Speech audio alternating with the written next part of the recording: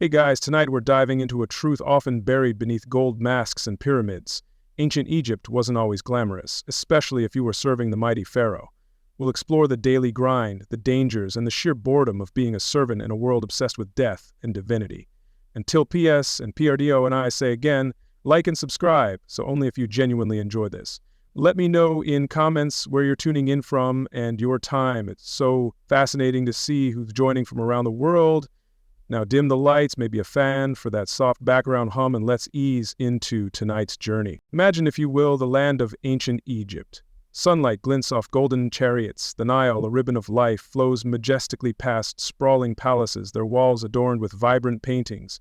Within these grand residences, the mighty Pharaoh, a god on earth, holds court. Attending to every whim, a retinue of servants moves with practiced grace, their faces serene, their loyalty seemingly absolute. This is the picture often painted, a harmonious kingdom where everyone knew their place, content in service to the divine ruler. It's an image of unparalleled splendor and order, a testament to a civilization that endured for millennia, captivating our imaginations. But as we settle in tonight, let's gently pull back the gilded curtain on this popular depiction. Was life truly so serene for those who toiled in the shadow of the pyramids and palaces? Were the smiles of the servants genuine contentment, or masks of resigned duty, worn day after weary day? The historical record, pieced together from humble tombs, official decrees, and the weariness etched into ancient tools, whispers a truly different story. It suggests that beneath the gleaming surface of pharaonic glory lay a foundation built on the sweat and often the suffering of millions whose names we will never know, a story of quiet endurance. The pharaoh was more than a king. He was a living god, Horus incarnate, the vital link between the earthly realm and the divine. His palaces were not mere homes, but cosmic centers, temples to his own divinity. From these opulent settings, he controlled the vast agricultural wealth of Egypt, the granaries overflowing thanks to the fertile Nile and the back-breaking labor of countless peasants, gold from Nubian mines, exotic woods from distant lands, intricate jewelry, and finely woven linens filled his treasuries and adorned his person. Every luxury imaginable was at his command, a constant display of his supreme power and divine favor, reinforcing his status. Now consider those closest to this divine power, the domestic staff within the palace walls. These were not a faceless mass, but individuals with specific, demanding roles. There were chamberlains, fan-bearers who endured motionless for hours, cupbearers vigilant against poison, scribes meticulously recording every decree, cooks, cleaners, and launderers. Their lives were lived in the immediate orbit of the pharaoh, a place of potential privilege but also immense pressure and constant scrutiny. A wrong word, a clumsy movement, could have dire consequences. Personal desires were secondary to the pharaoh's needs, their days dictated by his schedule, their nights often short. Beyond the palace, the vast majority of Egyptians were farmers and laborers, the true engine of the kingdom's prosperity. Their lives were tethered to the rhythms of the Nile, the inundation, planting, and harvest. They tilled the pharaoh's lands, or lands owned by temples and nobles, surrendering a significant portion of their produce as taxes. Then there were the monumental construction projects, the pyramids, temples, and tombs. Thousands were conscripted for this work, quarrying stone, hauling massive blocks, and toiling under the harsh Egyptian sun. Their efforts created wonders, but their individual lives were often ones of relentless, exhausting toil. This labor, whether in the fields, the quarries, or the palace kitchens, was largely thankless from a personal perspective. While the state ideology proclaimed that all work served Ma'at, cosmic order, and the divine pharaoh, the immediate rewards for the individual worker were meager: basic rations of bread, beer, and occasionally fish or meat. There was little room for social mobility. The immense wealth they generated flowed upwards, concentrating in the hands of the elite. Their contribution was essential, yet often invisible in the grand narratives of power, their lives a stark contrast to the opulence they helped create and sustain. The glittering facade of ancient Egypt, the stunning gold masks, the colossal statues, the intricately decorated tomb chapels, these were primarily for the pharaoh, his family, and the highest echelons of society. They were designed to project an image of unshakable power, divine authority, and eternal life for the chosen few. For the common servant or laborer, these grand monuments were symbols of the pharaoh's might and the god's demands, rather than reflections of their own daily existence. Their reality was the mudbrick of their homes, the weight of their tools, the endless cycle of work dictated by sun and season, far from the golden afterlife promised to kings. The sheer scale of this societal structure is difficult to grasp.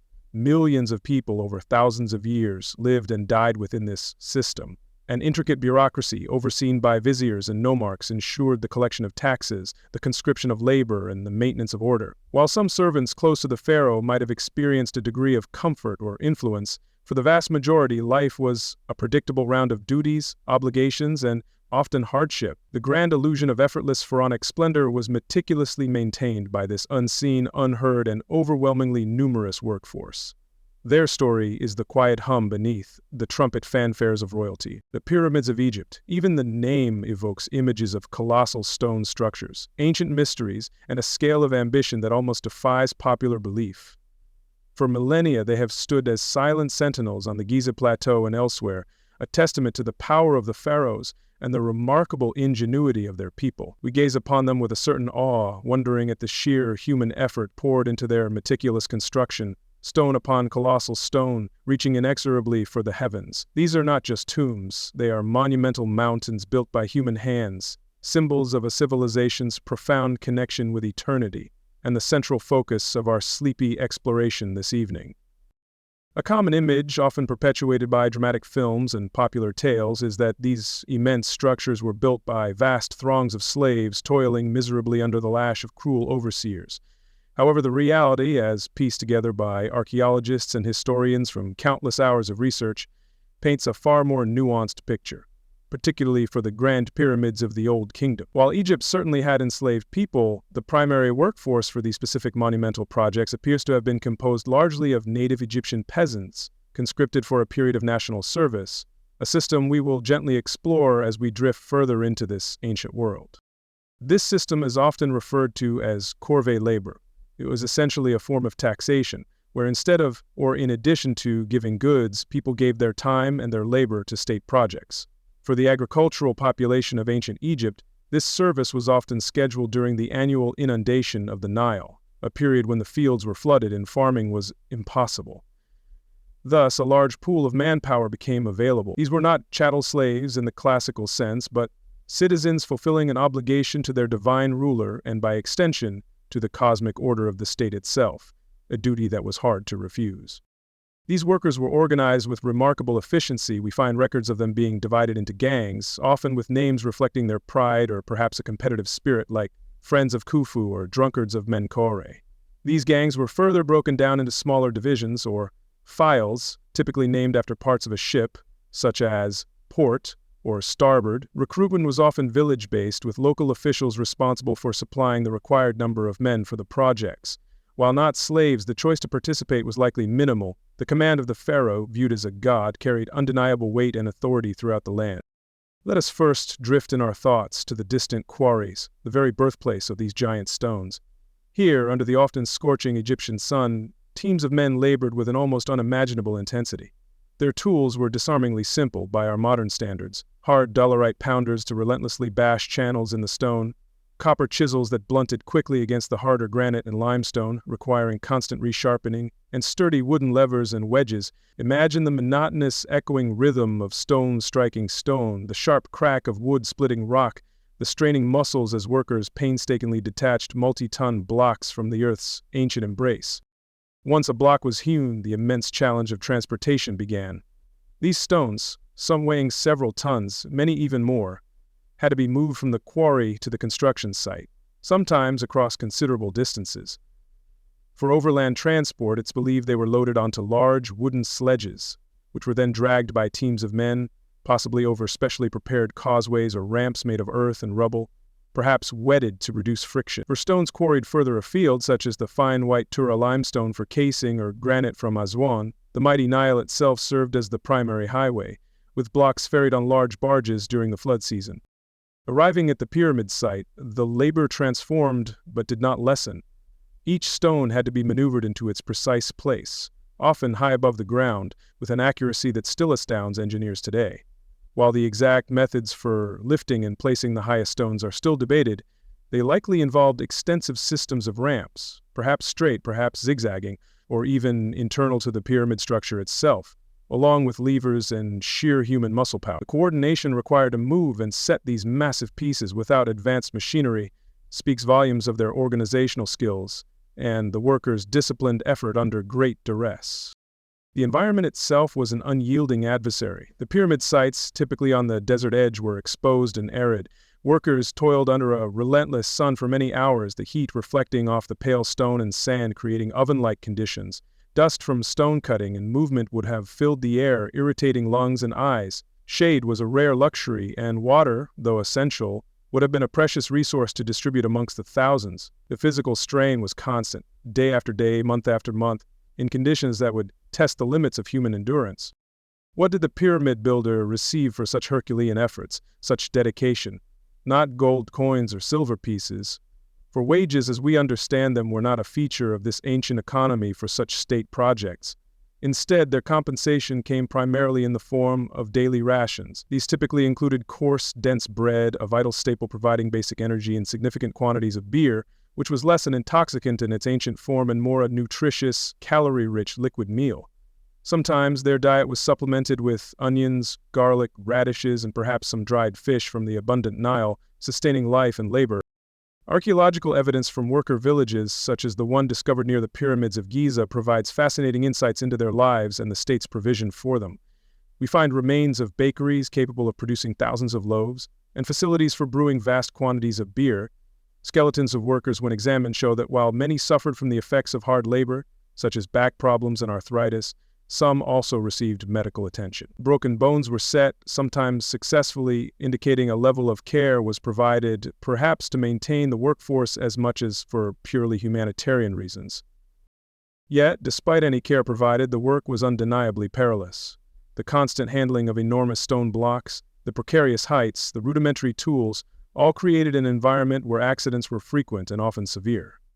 A mislaced lever, a slipping rope, a moment of lost footing could lead to crushed limbs, crippling falls, or instant death.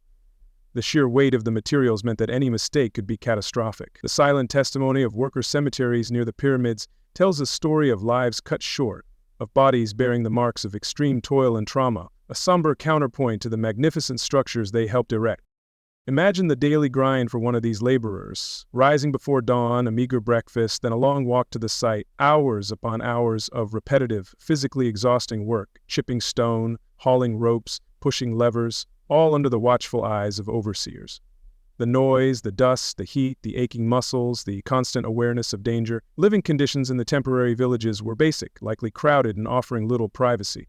For many, especially those conscripted from distant villages, it also meant long periods of separation from their families and their familiar agricultural lives, adding a layer of emotional hardship to the physical. Beyond mere sustenance and obligation, a powerful ideological current flowed through these vast construction sites. The pyramid was not just the pharaoh's final resting place, it was a meticulously engineered cosmic engine, a resurrection machine designed to ensure his successful journey into the afterlife and his rebirth with the gods.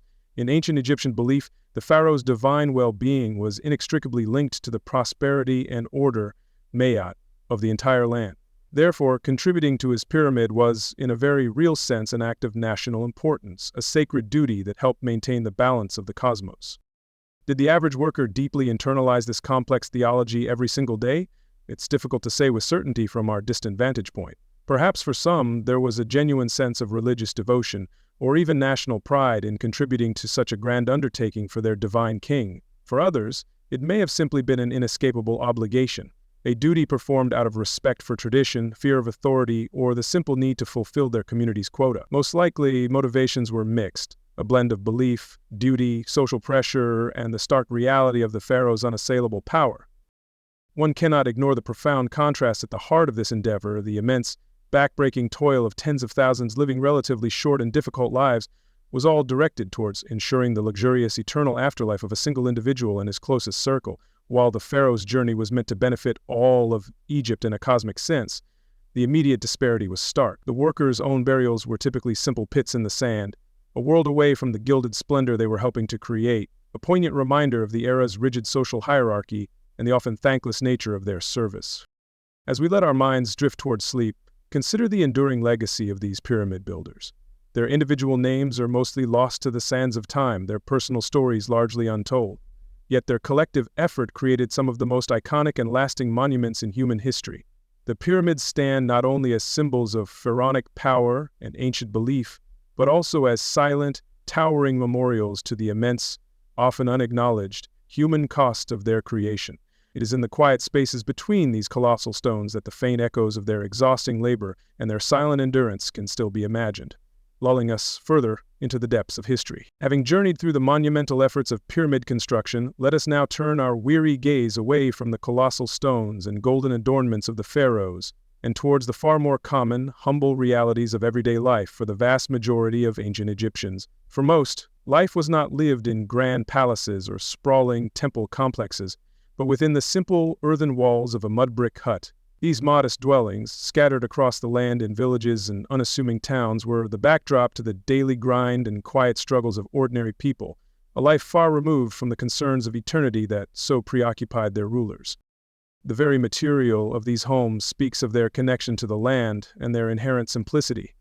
Nile mud, mixed with straw or other organic binders for strength, was formed into rectangular bricks, then left to bake hard under the relentless Egyptian sun. This was an ancient and practical technology, readily available and requiring no complex tools. Walls rose directly from the earth, often without deep foundations, creating structures that were cool in the intense daytime heat, but could also be damp and chilly during the cooler nights. While functional, these mud-brick homes were also vulnerable, slowly succumbing to the elements over time, or to the occasional high Nile flood. Stepping inside one of these typical dwellings, one would not find spacious rooms or elaborate decorations. Space was a premium, and most homes were small, often consisting of just one or two main rooms, perhaps with a small courtyard or an area on the flat roof used for sleeping during hot nights or for domestic chores. Floors were typically beaten earth, perhaps covered with reed mats for a touch of comfort. Furniture was minimal and utilitarian: low wooden stools, woven mats for sitting or sleeping, perhaps a small wooden chest for storing meager possessions, and clay pots for water, grain, and cooking. It was a life lived with few material comforts. These compact homes often housed not just a nuclear family, but an extended one, with grandparents, children, and other relatives sharing the limited space. Privacy, as we might understand it, would have been a rare commodity. Daily activities, especially cooking, were frequently carried out in a small shared courtyard if available, or even in the narrow alleyways outside, over a simple hearth fueled by dried animal dung or reeds. The smoke from these fires would mingle with the dust of the unpaved streets, a constant feature of village life, a far cry from the perfumed air of noble estates. Villages and towns were often organic clusters of these mud-brick structures, packed closely together, separated by narrow, winding alleys that provided some shade but also collected refuse. Sanitation was rudimentary at best. Waste was often disposed of in pits, on designated refuse heaps outside the village, or simply thrown into the street, attracting flies and contributing to the spread of disease. While the ancient Egyptians are known for some aspects of personal cleanliness, the overall environment for the common person in these densely packed settlements presented daily challenges to health and well-being, a constant low-level struggle. The cornerstone of the common Egyptian's diet, the very staff of their life, was bread. This was not the light, airy bread we might imagine, but typically a coarse, dense, and sometimes gritty loaf made from emmer wheat or barley. The daily, laborious task of grinding the grain on a stone quern, usually performed by women, was essential before bread could be made. This back-making work, often starting before dawn, produced the flour for the family's sustenance. Different types of bread were known, some flat, some leavened, but all were fundamental to survival, providing the bulk of their caloric intake. Alongside bread, beer was an equally vital component of the daily fare. Ancient Egyptian beer was quite different from modern varieties. It was thick, nutritious, and only mildly alcoholic, often described as a kind of liquid bread or gruel. Made from barley or emmer wheat, it was a crucial source of calories, vitamins, and hydration, likely safer to drink than untreated water from canals or even the Nile itself, especially in settled areas. It was consumed by people of all ages, from children to the elderly, a true staple that fueled their daily labors and routines. It was the drink of the masses, simple and sustaining. To supplement the blandness of bread and beer, a variety of vegetables played an important role in the diet when available. Onions, garlic, and leeks were particularly common, valued for their strong flavors and perhaps their perceived medicinal properties. Radishes, cucumbers, and different types of gourds also featured. Pulses, such as lentils and chickpeas, provided valuable protein. These vegetables would have been grown in small household plots or obtained through local exchange, adding essential nutrients and a measure of variety to otherwise monotonous meals. though the selection was always limited by season and availability. Meat and richer foods were, for the average Egyptian, a rarity. Beef, mutton, or goat might be enjoyed during important religious festivals, or by those with slightly more means, but it was not a regular part of the daily diet for the peasant farmer or laborer. Poultry, such as ducks and geese, were also kept, but again likely consumed sparingly. Fish, plentiful in the Nile and marshes, offered a more accessible source of protein for many, especially those living close to the water. Sweet fruits, like dates, figs, and pomegranates, were seasonal treats, a welcome burst of sweetness in a diet that was otherwise largely savory and simple. The entire process of food preparation, from grinding grain to baking bread and cooking meals over a simple fire of wood, charcoal, or dried dung, was time-consuming and labor-intense. It was a daily cycle that dictated the rhythm of household life, particularly for women. Without modern conveniences, every meal represented considerable effort. Ensuring the family was fed day in and day out, with the limited resources available, was a constant preoccupation, a fundamental aspect of the daily grind that defined existence for the vast majority of the population, a quiet, unending domestic toil. When it came to clothing and personal possessions, simplicity reigned. The typical garment for men was a short linen kilt, while women wore simple, straight linen dresses or skirts, often leaving their upper bodies bare in the heat, especially when working. Linen, made from flax, was the primary textile. Most families would have owned very few changes of clothes. Personal belongings were sparse: basic pottery for eating and storage, a few tools essential for their trade, a farmer's wooden plow and sickle, a craftsman's chisels or adze, and perhaps a few simple amulets for protection or luck. Wealth, for commoners, was measured in subsistence, not surplus. The days were filled with work. For men, this usually meant agricultural labor in the fields, plowing, sowing, irrigating, and harvesting, all according to the Nile's timeless cycle. Others were craftsmen, potters, fishermen, or laborers on state projects when conscripted. Women's lives were consumed by household chores: grinding grain, baking, brewing beer, fetching water, often a long walk to the river or a canal.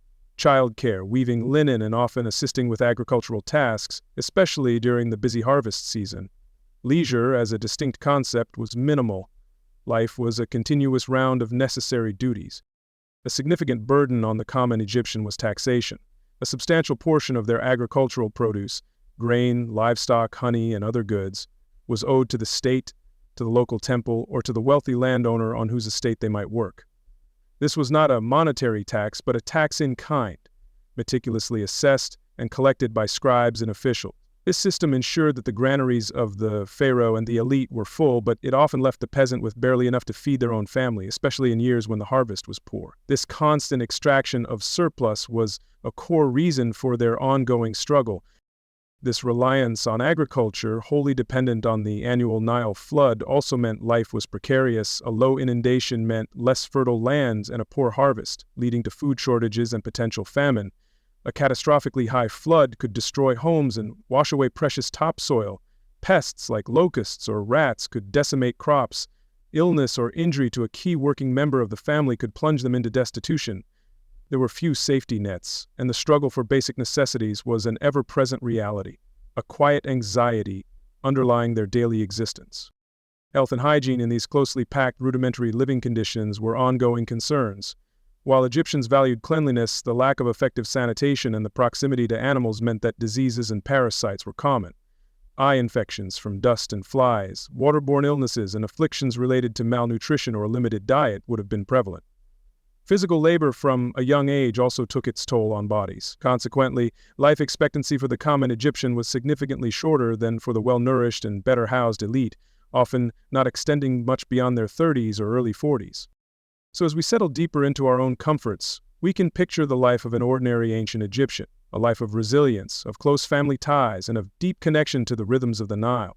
Yet, it was also a life largely defined by unceasing hard work, by meager resources, and by the constant struggle for basic survival in a society where the vast surplus they helped create flowed inexorably upwards. This was a world where the grand pronouncements of gods and kings often translated into a daily grind and persistent scarcity for the millions in the mud-brick huts, a silent, enduring testament to their often thankless existence. Tonight, our journey into the world of ancient Egypt takes us to the very heart of its existence, to the lifeblood of its civilization, the agricultural workers who toiled upon the fertile banks of the Nile. These were the individuals who formed the true backbone of pharaonic society. their lives an unceasing rhythm of labor dictated by the great river. While pharaohs built tombs for eternity and nobles lived in relative comfort, it was the humble farmer whose unending efforts fed the nation, whose sweat mingled with the sacred soil, and whose fate was inextricably bound to the caprices of water, fields, and the ever-looming threat of famine. The ancient Egyptians ordered their lives and their calendar around the Nile's predictable, yet sometimes fickle, annual cycle. Their year was divided into 3 distinct seasons, each indelibly marked by the river's behavior.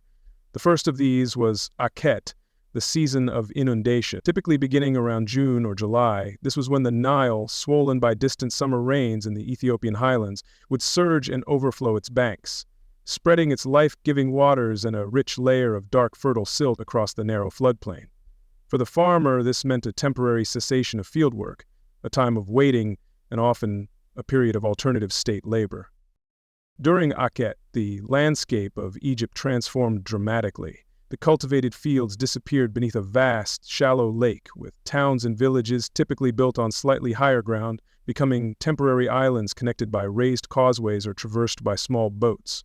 The waters would continue to rise for several weeks, saturating the thirsty land. It was a period of renewal, a natural irrigation and fertilization far grander than any human could devise. Yet it was also a time of careful observation, as the height and duration of the flood would determine the prosperity or hardship of the year to come. This was the great watery pause in the agricultural year. As the inundation peaked and then slowly began to subside, usually around September or October, the season of Peret commenced. This was the season of growing or sowing, the time when the land re-emerged, dark, moist, and incredibly fertile from its watery slumber. For the Egyptian farmer, this was the signal for a period of intense, almost frantic activity. The receding waters left behind the precious black silt, the Kemet, or black land, which gave Egypt its ancient name. Now, with the soil perfectly prepared by nature, the crucial tasks of plowing and planting had to be undertaken swiftly before the sun baked the earth too hard. Following Peret, as the crops grew tall and ripened under the strengthening sun, came Shemu, the season of harvest, also known as the dry season. This typically lasted from around February or March until the welcome return of the inundation in June. During Shemu, the vibrant green of the fields would gradually turn to gold as the grain matured.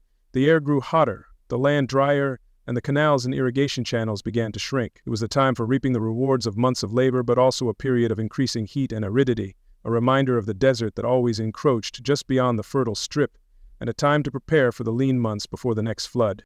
The first task of Peret was plowing. The ancient Egyptian plow, known as an ard, was a simple, light wooden implement, often with a bronze or fire-hardened wooden tip. It didn't turn the soil deeply like a modern plow, but rather scratched a furrow into the soft, newly deposited silt. This arduous work was typically done using a pair of oxen yoked together, patiently treading the fields. If oxen were unavailable, or for smaller plots, sometimes humans themselves would pull the ard. It was repetitive, back-breaking labor from sunrise to sunset, preparing the land to receive the precious seed. Once the furrows were made, sowing began. Farmers would walk the fields, scattering seeds of emmer, wheat, barley, the staples for bread and beer, or flax for linen. This was not done with mechanical precision, but with a practiced hand, aiming for an even spread. To ensure the seeds were properly embedded in the moist earth and protected from birds or the wind, livestock such as sheep, goats, or sometimes even pigs were often driven across the newly sown fields. Their hoofs would gently tread the seeds into the soil, a vital step in ensuring a successful germination and the promise of a future harvest. While the annual flood provided the primary irrigation, some crops, especially vegetables grown in smaller garden plots or fields located further from the river's main channels, required additional watering throughout the Peret season. This was often achieved using a shaduf, a simple but ingenious counterweighted water lift. A long wooden pole pivoted on a post with a bucket or skin on one end and a heavy weight, often a lump of Nile mud, on the other. The farmer would dip the bucket into a canal or pool, and the counterweight would help lift the water to a higher irrigation channel, a repetitive, tiring motion under the Egyptian sun.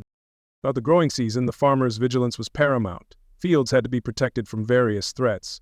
Weeds would compete with the young crops for nutrients and water, requiring patient and often tedious hand-weeding. Birds, particularly flocks of hungry pigeons or sparrows, could decimate a field of ripening grain if not scared away, though less documented insects and other pests would also have posed a constant threat to the precious harvest. The farmer's presence in the fields was near constant, a quiet battle against the small, persistent enemies of their livelihood. Then came Shemu, the harvest, the culmination of many months of toil and hope. This was another period of intense communal labor. Grain was cut using small curved wooden sickles, each set with sharp flint blades along its inner edge. Workers, often entire families, would move through the fields, bending and cutting the stalks of wheat or barley. The cut grain was then bundled into sheaves and transported, often by donkeys or carried on human backs, to a nearby threshing floor, usually a hard, flat area of packed earth. The sun beat down and the air filled with the dust of the harvest.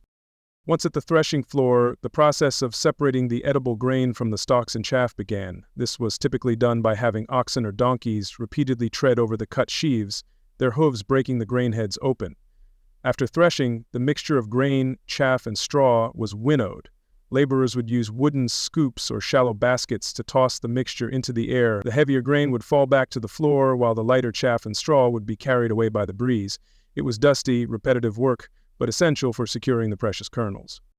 The agricultural cycle was truly a family affair. While men often undertook the heavier tasks like plowing and handling the draft animals, women played crucial roles in sowing, weeding, gleaning, collecting leftover grain after the main harvest, and especially in the laborious daily task of grinding grain into flour.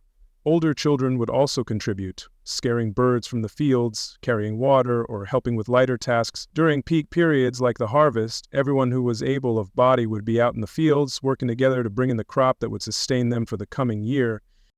The entire agricultural system, and indeed the survival of Egypt, hinged on the delicate balance of the Nile's flood. If the inundation was too low, a deficient Nile, less land would be covered by water and silt, leading to a significantly reduced area for cultivation.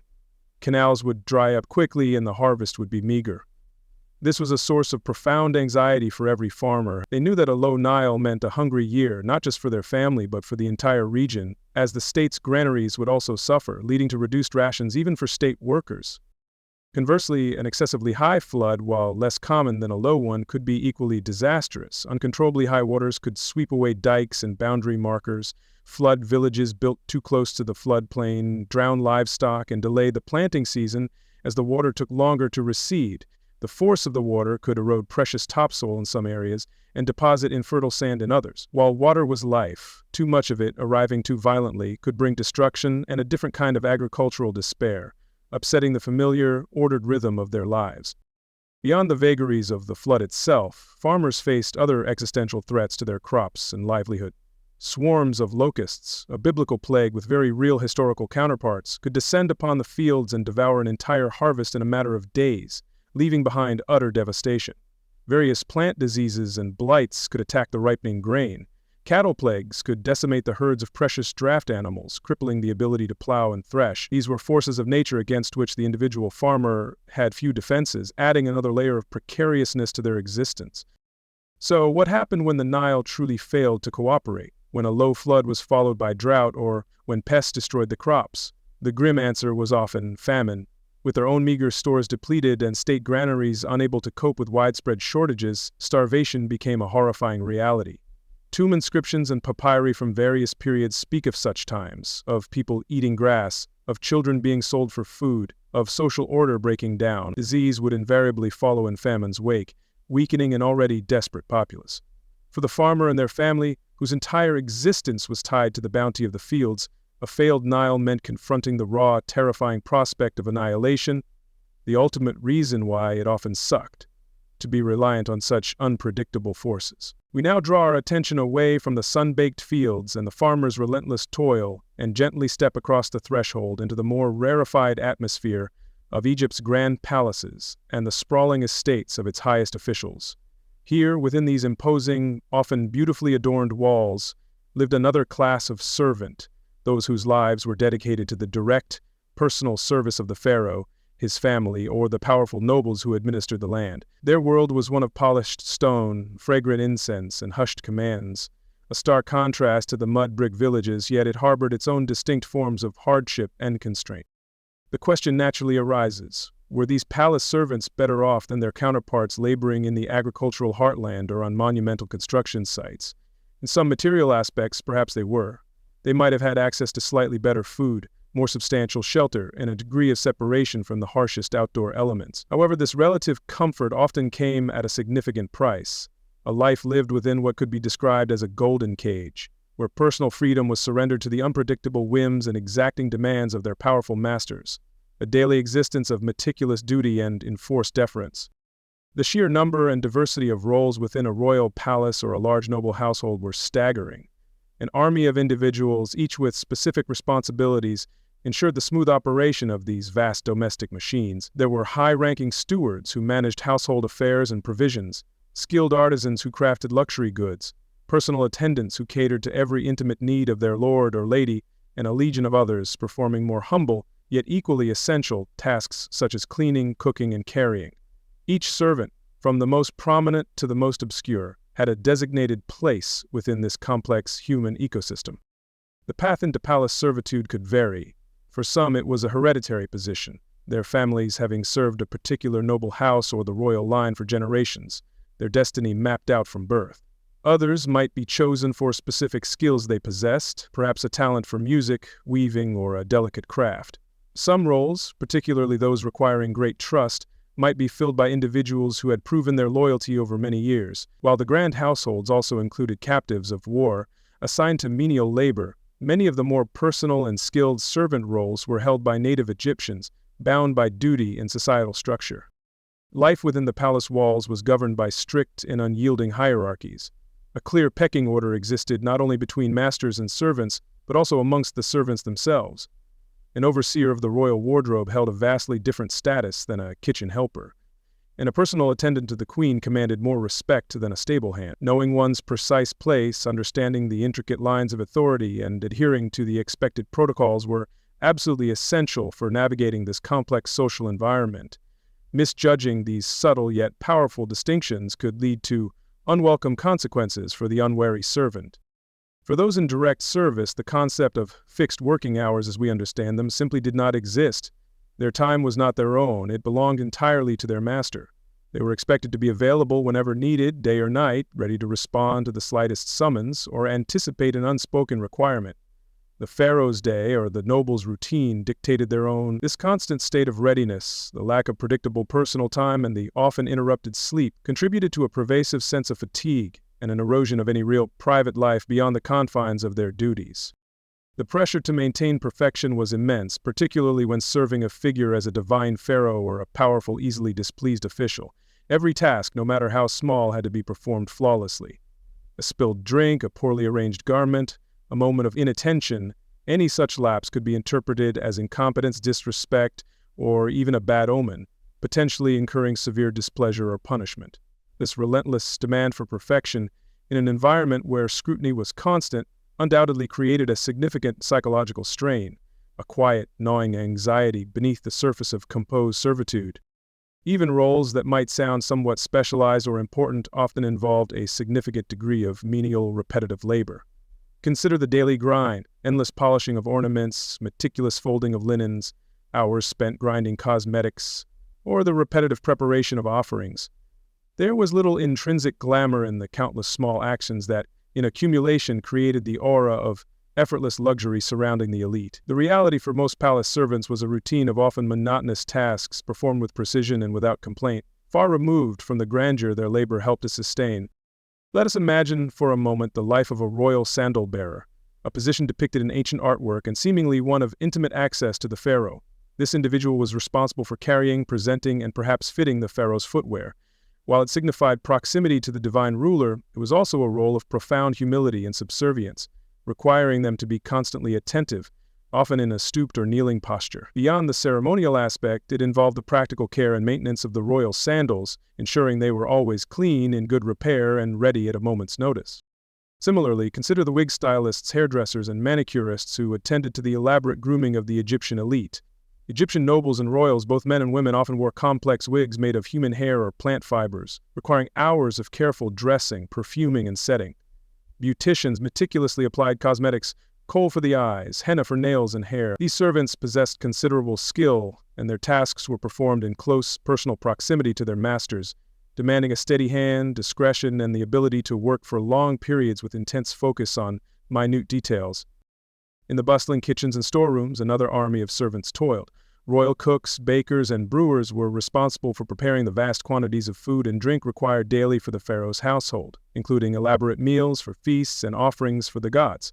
Cupbearers held positions of great trust as they not only served wine but were also implicitly responsible for its safety, guarding against any possibility of poison. The pressure to deliver palatable, perfectly prepared, and safe provisions day in and day out, without error, was a heavy burden for these essential workers. And then there were the countless others whose labor, though less visible, was equally vital to the functioning of the palace. Teams of cleaners swept corridors, dusted furniture, and maintained the general cleanliness of the vast complex. Laundry workers washed and pressed mountains of linen garments. Water carriers continually replenished jars throughout the palace, a physically demanding task in the Egyptian heat. These individuals formed the often unseen foundation upon which the more visible aspects of palace life rested. Their days filled with endless, repetitive, and often physically taxing chores. What then were the tangible benefits of this gilded servitude? Compared to the peasant farmer, a palace servant might indeed have eaten more regularly and from a more varied menu, often partaking of the leftovers from the master's table, which could include meat, finer breads, and fruits. Their shelter within the palace complex or associated servant quarters was generally more robust than a simple mud-brick hut. Offering better protection from the elements, some might have even received cast-off clothing or specialized livery, marking their status within the household and providing a degree of material comfort. However, these advantages were counterbalanced by profound drawbacks. The most significant was the almost total lack of personal autonomy. A servant's life was entirely dictated by the needs, desires, and often the fleeting moods of their master or mistress. They could be summoned, dismissed, reassigned, rewarded, or punished based on whim rather than reason. There was little recourse against unfair treatment. Constant surveillance by overseers, and even by fellow servants vying for favor, meant that every action, every word was potentially noted and reported, creating an atmosphere of caution and sometimes suspicion. Beyond the physical tasks, there was also the considerable emotional labor involved. Servants were expected to be perpetually deferential, pleasant, and unobtrusive, almost blending into the background unless their specific service was required.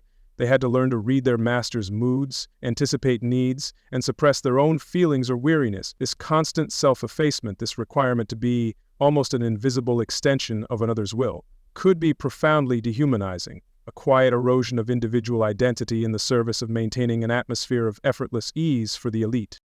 In conclusion, when we ponder the life of a pharaoh's servant within the opulent confines of the palace, the term golden cage seems particularly apt. While the bars of this cage might have been gilded with slightly better food, shelter, and a remove from the harshest agricultural toil, it remained a cage nonetheless. The price for these modest material benefits was often the forfeiture of personal freedom, long hours of demanding and frequently menial work, and the constant wearing pressure to achieve an often unattainable perfection. Whether this existence was truly better than a life in the fields is a matter of perspective, but it was undeniably a life lived on terms dictated entirely by others, a subtle yet pervasive form of hardship. As we continue our gentle drift through the lives of those who served in ancient Egypt, let us now turn our focus from the overt physical hardships to a more subtle yet equally pervasive aspect of their existence, the profound and inescapable monotony that characterized so many of their roles. Beyond the aching muscles and the meager rations there often lay a vast, unrecorded landscape of boredom, a daily grind of repetitive tasks that could dull the senses and weigh heavily upon the spirit. This very monotony, in its quiet, relentless way, is a key to understanding why, for many, life as a servant could indeed feel so thankless. The truth is that in a world without complex machinery, a pre-industrial society reliant on human and animal power, repetition was the very engine of daily life. From the agricultural worker in the field to the attendant within the palace walls, countless tasks were, by their very nature, performed over and over again, day after day, season after season, with little variation to break the sameness. This wasn't just about hard work. It was about the mind-numbing effect of performing the same limited actions for hours on end, a consistent feature of service across almost all levels of Egyptian society for the common person. Consider for a moment the foundational task of grinding grain, a chore that fell predominantly to women. For hours each day, often starting before the sun had even risen, a woman would kneel or sit before a stone quern, rhythmically pushing and pulling a smaller handstone across the grain. Back and forth, the same motion, the same sound of stone on stone, the same slow transformation of hard kernels into coarse flour. It was essential, a bedrock of survival, but imagine the sheer unadulterated tedium of it, multiplied by days, weeks, and years of the same unending, dusty labor. Or picture the royal fan-bearer, a position that might seem, at first glance, one of relative ease and proximity to power. This servant, often depicted standing motionless behind the pharaoh or a high noble, was tasked with gently waving a large, ornate fan or fly whisk. For hours they might stand, a human statue, maintaining a steady, almost imperceptible movement of the air, all while remaining utterly silent and impassive. They would be privy to conversations, to courtly intrigue perhaps, but always as a non-entity, a mere fixture whose primary role was to perform this single, endlessly repeated and profoundly boring action. The daily and seasonal cycles of ancient Egyptian life only served to reinforce this pattern of repetition. For the agricultural servant, the tasks of weeding young crops or manually lifting water using a shaduf to irrigate small plots were performed with unwavering regularity for weeks on end. In the household, domestic chores like sweeping earthen floors, carrying water from the distant Nile or a local well, gathering fuel for the fire, or tending to basic cleanliness were tasks that never truly ended. They were simply restarted each day, a perpetual loop of maintenance and necessity. Many of these roles offered little in the way of intellectual stimulation or creative outlet. They required a physical presence, a pair of hands, a strong back, but often not a great deal of active mental engagement once the basic skill was learned. This could lead to a different kind of weariness, a mental fatigue born not of complexity but of its very absence. The mind, unchained by the demands of the task, might wander, but always within the confines of a life circumscribed by duty and endless, predictable repetition, a truly dulling experience. One can only imagine the psychological impact of such sustained monotony. Perhaps it fostered a sense of timelessness, where one day blurred indistinguishably into the next. For some, it might have led to a state of resignation and acceptance of the unchangeable rhythm of their existence. For others, it could have been a quiet, internal struggle against the dulling of their senses, a fight to keep some spark of awareness alive amidst the endless replication of the same small efforts. This was the inherent suckiness of being an unthinking cog in a vast societal machine. Even those engaged in specialized crafts were not immune to the grip of repetition. A potter, while skilled, might spend days fashioning countless near-identical storage jars or simple eating bowls, the same motions of shaping clay on a slow wheel or by hand, repeated ad infinitum. A weaver, sitting at their loom for hours, might produce intricate patterns, but the fundamental actions of passing the shuttle and beating the weft were themselves highly repetitive, a rhythmic but potentially mind-numbing process that continued for days to create a single piece of cloth. Consider even the scribes, the literate elite of the servant class. While their ability to read and write set them apart, much of their work involved the laborious copying of existing texts, administrative records, or lengthy inventories. Imagine carefully forming hieroglyph after hieroglyph or hieratic script, line after line, ensuring accuracy but with little room for personal expression in the act of transcription itself. This was a form of high-skill monotony, demanding intense concentration to avoid errors in tasks that were, at their core, deeply repetitive. Adding to the potential for boredom was the often enforced silence or prescribed speech of many servant roles. Especially within the formal settings of a palace or temple, servants were expected to be largely invisible and inaudible unless directly addressed, or performing a task that required specific, ritualized utterances. This limitation on spontaneous interaction, on casual conversation during work, would have further narrowed the scope for mental diversion, encasing the repetitive task in a bubble of quietude or the murmur of their master's distant concerns. So what did they do, if anything, to alleviate this profound monotony, to pass the seemingly endless hours? For tasks performed communally, such as women grinding grain together in a courtyard, or groups of laborers in the fields, there might have been some scope for quiet conversation, for shared stories, or perhaps even for rhythmic work songs that could make the time pass a little more easily and coordinate effort. These small social interactions could have been vital sparks in an otherwise predictable day. However, for many servants, particularly those in more isolated roles or in the highly formal environment of direct service to the elite, such opportunities for distraction would have been minimal or non-existent. Here, the escape would have been purely internal, a retreat into one's own thoughts, daydreams of other places or other lives, the replaying of memories, or perhaps a silent, personal prayer or meditation. These unrecorded mental landscapes were their only private refuge from the tedium of their assigned station. Official leisure, as we understand it, a distinct period of rest and recreation, was an extremely limited concept for the common servant, Religious festivals, which occurred periodically, would have provided a welcome break from the normal routine, a chance for feasting, music, and communal celebration. But the day-to-day, hour-to-hour escape from the endless cycle of prescribed tasks was largely an impossibility. Their lives were structured around work, and that work was, more often than not, a testament to repetition. Now contrast this pervasive, grinding monotony of the servant's daily life with the grand, often singular and exciting visions and projects that preoccupied their rulers. Pharaohs and high officials were engaged in building colossal pyramids and temples meant to last for eternity, commissioning unique statues and elaborate tomb paintings, planning military campaigns, or conducting intricate religious ceremonies designed to ensure the cosmic order. Their world was one of significant, often unique actions and enduring statements. The pharaoh's existence, at least in its idealized form, was about divine purpose, about making a mark on history, about engaging with the gods and shaping the destiny of the nation. Each decision, each ritual, each building project was imbued with profound meaning and a sense of unique importance. The servant's world, in stark contrast, was largely one of impermanent, daily recreated order, achieved through countless identical motions, ensuring the smooth functioning of the mundane present so that the elite could pursue their grand, timeless ambitions.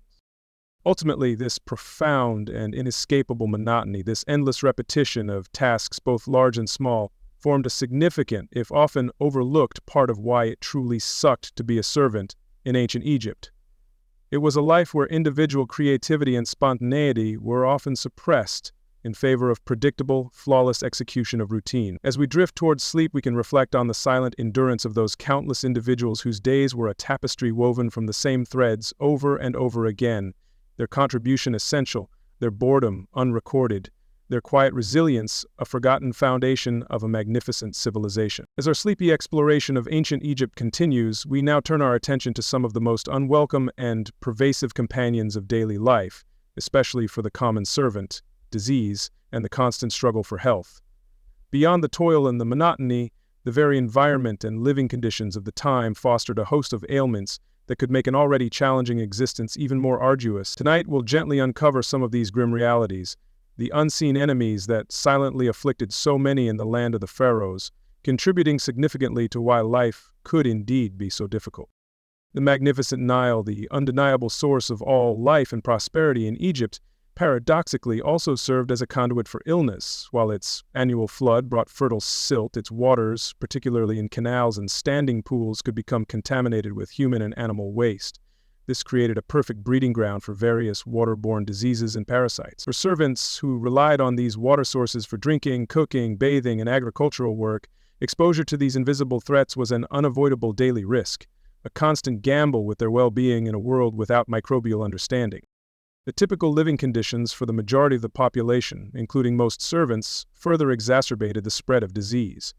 Mudbrick homes, while practical, were often small, cramped, and poorly ventilated, forcing families to live in very close quarters. In villages and worker settlements, these dwellings were clustered together, with narrow alleys and limited, often ineffective means of waste disposal. Domestic animals frequently lived in close proximity to humans, sometimes even sharing their living spaces, increasing the chances of zoonotic diseases and attracting pests like flies and rodents, which are notorious vectors for illness.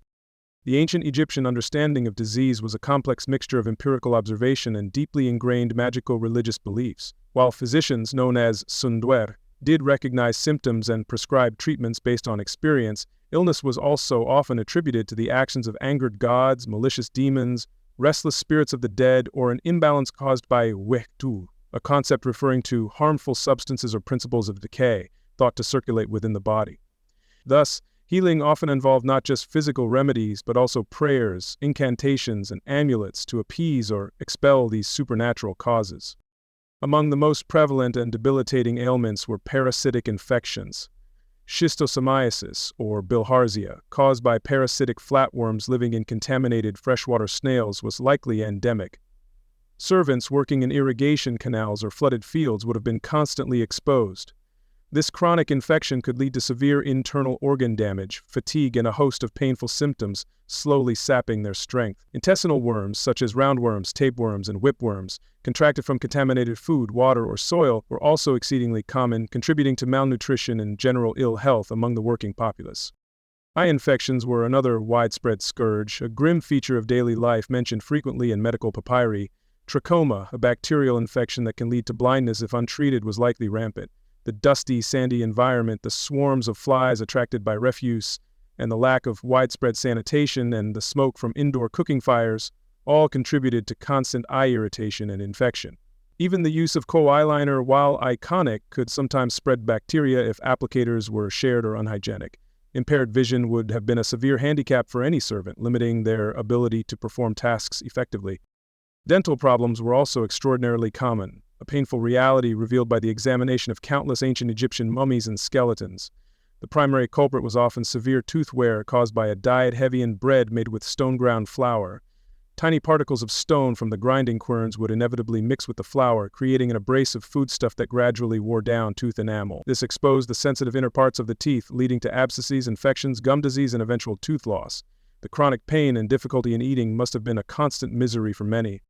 Respiratory ailments were also a frequent complaint. The air in many environments was far from clean. Workers in quarries or on construction sites inhaled stone dust for prolonged periods. Those involved in grain processing, such as threshing and winnowing, were exposed to fine particles of chaff and mold. Inside homes, smoke from cooking fires, often lacking proper chimneys or ventilation, filled the living spaces. These irritants could lead to chronic coughs, bronchitis, and potentially more severe lung conditions like silicosis or pneumonia, further weakening already burdened bodies. Various skin diseases and lesions are also described in medical texts and evident on preserved remains. These could range from rashes and blisters caused by insect bites or allergic reactions to more serious bacterial or fungal infections exacerbated by poor hygiene and the hot climate.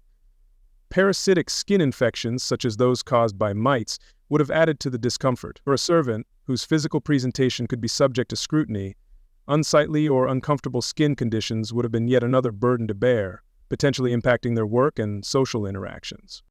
Beyond these specific afflictions, ancient Egyptians, including servants, were also vulnerable to fevers and what we would now recognize as epidemics. Malaria was almost certainly present in many regions, particularly marshy areas, though definitive widespread proof across all dynasties from skeletal remains is complex. Dysentery and other severe gastrointestinal infections, leading to dehydration and death, would have spread rapidly in conditions of poor sanitation. These outbreaks could sweep through communities, decimating the workforce and leaving a trail of grief and disruption in their wake, a terrifying and often inexplicable event. Furthermore, the very nature of many servant roles led to chronic physical ailments stemming from occupational hazards. Agricultural workers engaged in constant bending, lifting, and repetitive motions, often leading to severe arthritis and spinal degeneration. Construction laborers, who hauled heavy stones or worked in awkward positions, suffered similar musculoskeletal damage. Even domestic servants carrying heavy water pots or grinding grain for hours would develop specific patterns of wear and tear on their joints and bones, a physical record of their life of toil etched into their very skeletons.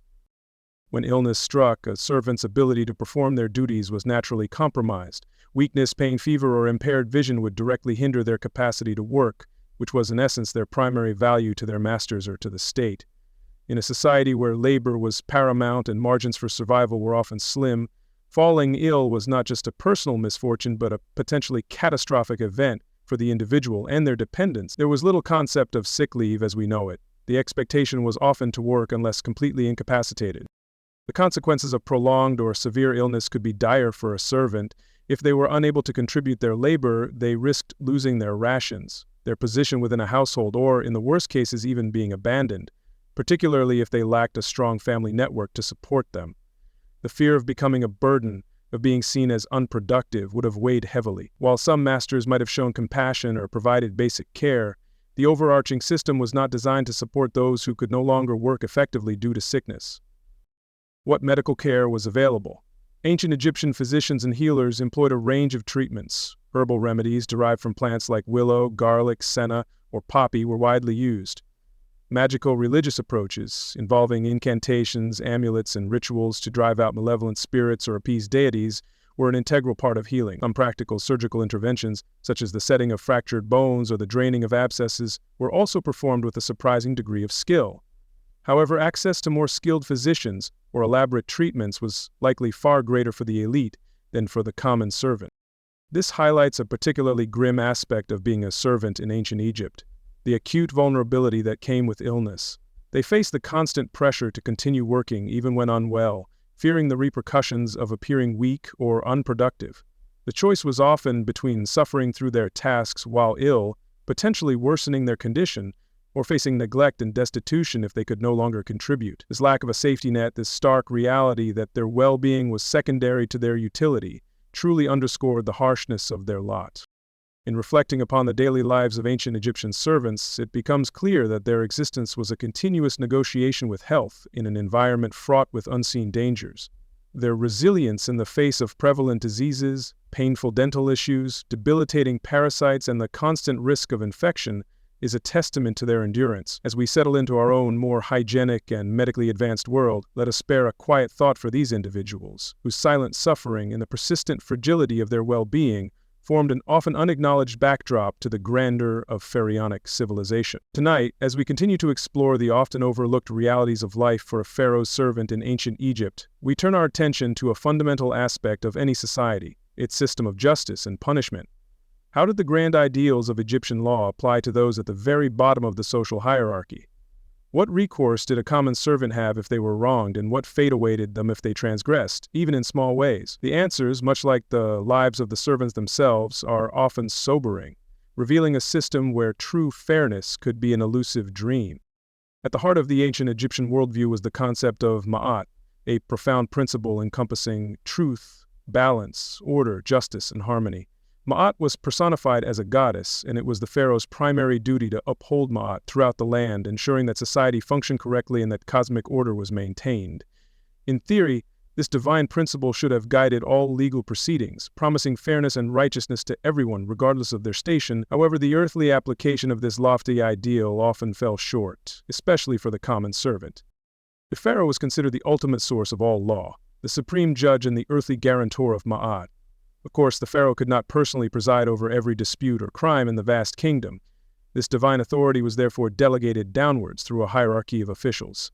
The vizier, the pharaoh's chief minister, often acted as a chief justice, overseeing the broader legal system. Beneath him, a network of courts and officials administered the law at regional and local levels, tasked with resolving conflicts and punishing wrongdoing according to the established customs and decrees.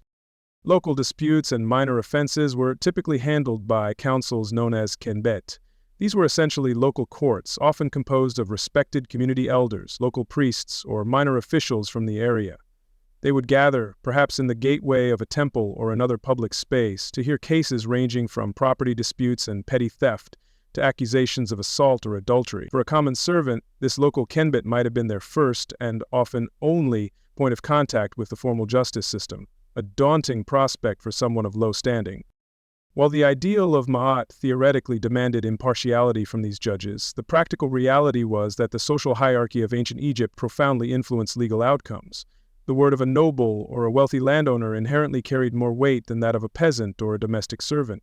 Personal connections, status, and the ability to present oneself confidently and articulately, or to hire a scribe to draft a petition, could all sway the proceedings. For a servant, often uneducated and lacking influential patrons, the scales of justice were seldom evenly balanced from the outset. Imagine a servant who had been unjustly treated, perhaps physically abused by an overseer, cheated of their rightful rations, or falsely accused of a misdeed by a fellow servant seeking to deflect blame. What recourse did they truly have? Bringing a formal complaint, especially against someone of a higher social rank or a member of their master's household, was an incredibly risky undertaking. It required courage, resilience, and a willingness to face potential retribution, even if the claim was entirely valid. The system was not designed to empower the powerless. In ancient Egyptian legal proceedings, there was no concept of professional lawyers or advocates as we know them today. Individuals were generally expected to plead their own cases, to present their own evidence, and to question witnesses themselves. This placed an uneducated or illiterate servant at a significant disadvantage, especially if their accuser or the opposing party was more articulate, more influential, or more skilled in the art of persuasion. The ability to speak well and confidently before a court could be just as important as the facts of the case itself. The evidence in Egyptian courts often relied heavily on witness testimony and the swearing of powerful oaths in the names of the gods, particularly the pharaoh. The truthfulness of an oath was taken very seriously, as a false oath could bring divine retribution. However, the credibility assigned to a witness could still be influenced by their social standing. In some unclear cases, or where evidence was lacking, an ordeal, such as being required to retrieve an object from water or fire, or a divine judgment sought through an oracle, might even be used to determine guilt or innocence, a terrifying prospect for anyone involved. Within the confines of a large household or estate, the master often wielded almost absolute authority over their domestic servants. Many minor disputes, disciplinary issues, or even punishments for perceived wrongdoings would be handled internally, without recourse to any external court. This household justice could be entirely arbitrary, depending on the master's temperament. A servant could be beaten, confined, or have their rations reduced based solely on the master's displeasure, with little hope of appeal or independent review, unless the master's actions were so extreme as to disrupt public order or offend a higher authority. For servants, even minor infractions against the established order or the rules of their household could lead to disproportionately severe consequences. The punishments were often physical and designed to be both a deterrent and a public example. Beatings with a rod or a whip were common for a wide range of offenses, from perceived laziness or insolence to more tangible mistakes. More serious, yet still relatively minor transgressions might result in mutilation, such as the cutting off of a nose or ears, a permanent mark of shame and criminality. Forced labor, often in harsh conditions like mines or quarries, was another frequent penalty.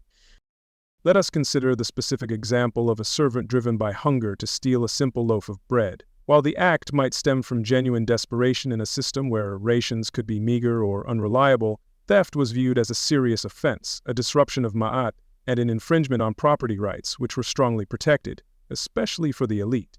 If caught, such a servant could expect little leniency. The punishment would likely be a severe flogging, perhaps branding, or even consignment to state labor, a heavy price for a moment of hunger-induced desperation.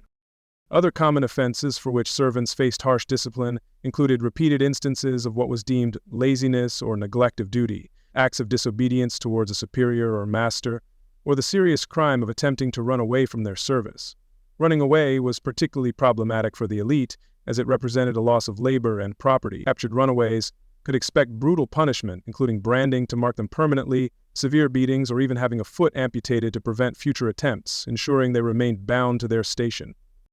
When servants were implicated in crimes that directly affected the interests of the state or the elite, such as involvement in tomb robbery, a capital offense due to its sacrilegious nature and threat to the afterlife, theft from temples, damage to state property, or any hint of treason or conspiracy, they faced the full, terrifying force of the Pharaoh's judicial apparatus. Interrogations could involve torture to extract confessions or the names of accomplices, and the ensuing punishments were often exemplary and brutal, including impalement, burning alive, or being thrown to crocodiles, designed to instill fear and maintain absolute control. Was there, then, any genuine sense of fairness or just treatment for those languishing at the bottom of Egypt's rigid social ladder? While the abstract ideal of Ma'at permeated religious and royal ideology, the lived experience of many servants within the justice system was likely one of profound vulnerability and fear. Historical records and literary texts do occasionally preserve accounts that suggest efforts towards just rulings, but these seem to be exceptions rather than norm when a servant's interests clashed with those of the powerful. The system was inherently weighted against them. In some instances, particularly in disputes between individuals of roughly equal lower status, or when a clear resolution was difficult, disputes might be taken to an oracle. Here, a statue of a god, carried in procession, would supposedly indicate a yes or no answer, or choose between written pleas to determine guilt, innocence, or the rightful course of action. While this might have offered a way to bypass potentially biased human judges, it also placed ultimate judgment in the hands of priests who interpreted the god's movements, introducing another layer of potential influence or inscrutability. Ultimately, the suckiness of being a pharaoh's servant was profoundly amplified by their precarious position before the law. They lived with the constant knowledge that their social standing afforded them little real protection, that accusations could be easily leveled and difficult to refute, and that punishment, when it came, would likely be swift, public, and brutal. The legal system, while theoretically upholding divine order, often served as a powerful instrument of social control, ensuring that the hierarchies were maintained and that the labor force remained compliant through a pervasive undercurrent of fear. As we allow these thoughts to settle, we can reflect on how the grand concept of the Pharaoh's law, intended to embody Ma'at, often translated into a harsh and imbalanced reality for the countless servants who toiled in ancient Egypt. Their lives were circumscribed not only by their duties but also by a judicial system that offered them little solace or true equity. A final, sobering reason why their lot was often so unenviable. Their quiet endurance in the face of such systemic inequality is a testament to their forgotten resilience. As we delve deeper into the world of the Pharaoh's servant, we encounter a force that permeated every facet of ancient Egyptian life, shaping thoughts, actions, and daily routines, the profound and all-encompassing realm of religious belief and superstition. For those who lived and worked in close proximity to rulers considered divine, and within a society where gods were seen to actively influence earthly affairs, this spiritual landscape was not a matter of abstract theology, but an immediate, tangible reality. Tonight we explore how this burden of belief influenced their existence, often adding another layer of complexity and anxiety to their service. At the very apex of this divinely ordered world stood the Pharaoh, not merely a king but a living god, the incarnation of Horus, the son of Ra, the vital intermediary between the mortal realm and the pantheon of deities. For a servant, this meant that their master was a sacred being. Every interaction, every duty performed in the royal presence was imbued with religious significance. A mistake was not just a failure in service, but potentially an offense against the divine order itself, a thought that must have weighed heavily on those who attended to the pharaoh's most intimate needs. Beyond the divine pharaoh, ancient Egyptian life was populated by a vast and intricate pantheon of gods and goddesses, each with their own domains, personalities, and spheres of influence. Ra, the sun god, sailed his celestial bark across the sky each day. Osiris ruled the underworld. Isis, the divine mother, offered protection. Anubis guarded the dead. Lesser deities, local gods specific to a town or region, and even household protector gods like Bez or Taweret, all demanded recognition and appeasement. For a servant, navigating this complex divine landscape required constant awareness and adherence to proper conduct. Interwoven with formal religious practice was the pervasive concept of Heka, often translated as magic but more accurately understood as the active power or energy that permeated the universe and could be harnessed for good or ill. Heka was not seen as separate from religion, but an integral part of it. Amulets, charms, spoken incantations, and ritual actions were commonplace tools used by people at all levels of society, including servants, to seek protection, ward off evil spirits, attract good fortune, or ensure the efficacy of their tasks. This magical worldview was an everyday reality. The constant fear of offending the gods, whether intentionally or inadvertently, was a significant pressure for those in service. A spilled offering, an improperly performed ritual action, a word spoken out of turn in a sacred context, or even an impure thought at the wrong moment could be interpreted as an act of impiety. The consequences were not just personal. It was believed such an offense could bring divine wrath upon the entire household, the estate, or even the nation, manifesting as illness, accidents, poor harvests, or other misfortunes. The servant often bore the brunt of ensuring ritual purity in their tasks. Life was also viewed through the lens of omens and portents. Everyday occurrences could be scrutinized for hidden meanings, as messages from the divine realm. The sudden flight of a particular bird, the appearance of a certain animal, the nature of a thunderstorm, a chance encounter on a path, or even an unusual pattern in oil spilled on water. All these could be interpreted as auspicious or auspicious signs. For a servant, a negative omen observed at the start of a day or before undertaking an important task could fill them with anxiety and foreboding, affecting their demeanor and performance. Dreams held particular significance as a primary channel through which gods, goddesses, or the spirits of the deceased could communicate with the living. A vivid or unsettling dream was not to be dismissed lightly. Professional dream interpreters, often priests, could be consulted to understand its meaning and prescribe appropriate actions, such as making offerings or performing specific rituals. A servant who had an ominous dream concerning their master, their duties, or the household might feel compelled to report it, potentially causing alarm or requiring a flurry of appeasement activities to avert perceived danger. Rigid adherence to ritual was a cornerstone of maintaining Ma'at, the cosmic order, and ensuring the continued favor of the gods. Daily life, especially within temples, palaces, and noble households, was punctuated by numerous small and large rituals.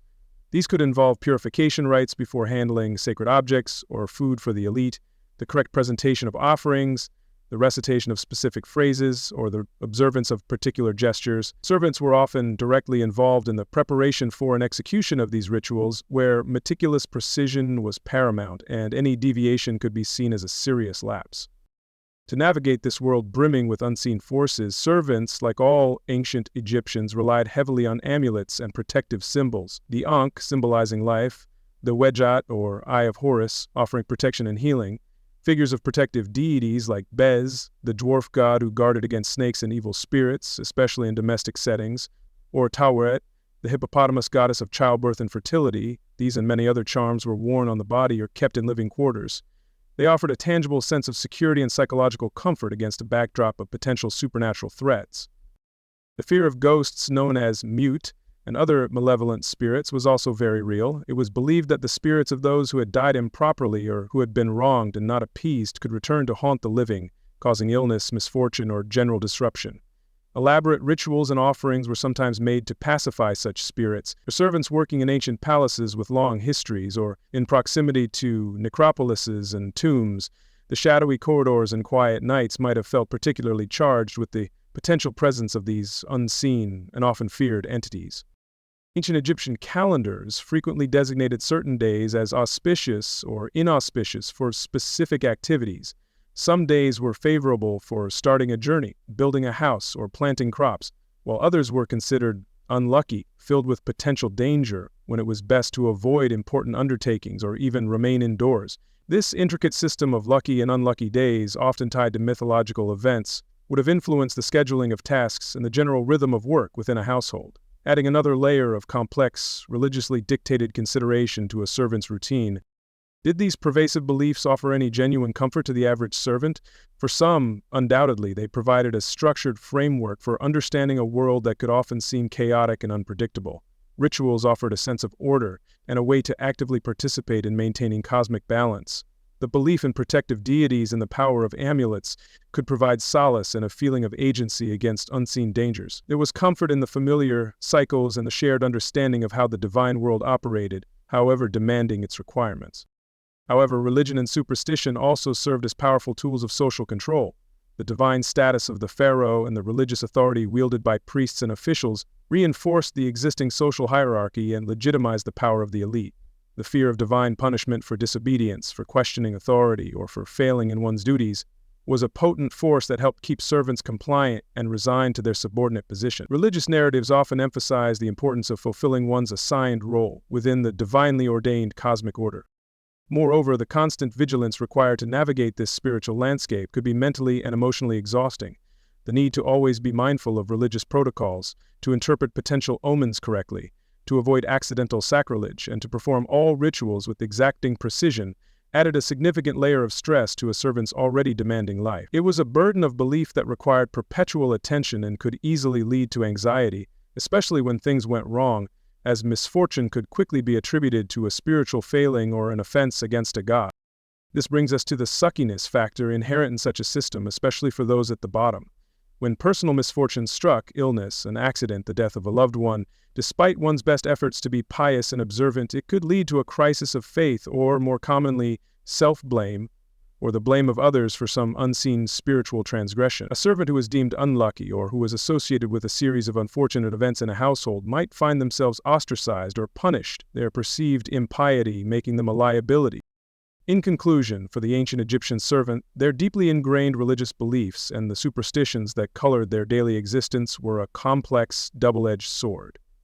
While these systems of thought could offer a semblance of order, meaning, and perhaps occasional comfort or protection, they more frequently manifested as an additional burden. The constant fear of divine displeasure, the meticulous adherence to ritual, and the weight of interpreting omens added layers of anxiety and control to lives already characterized by hard labor and subservience.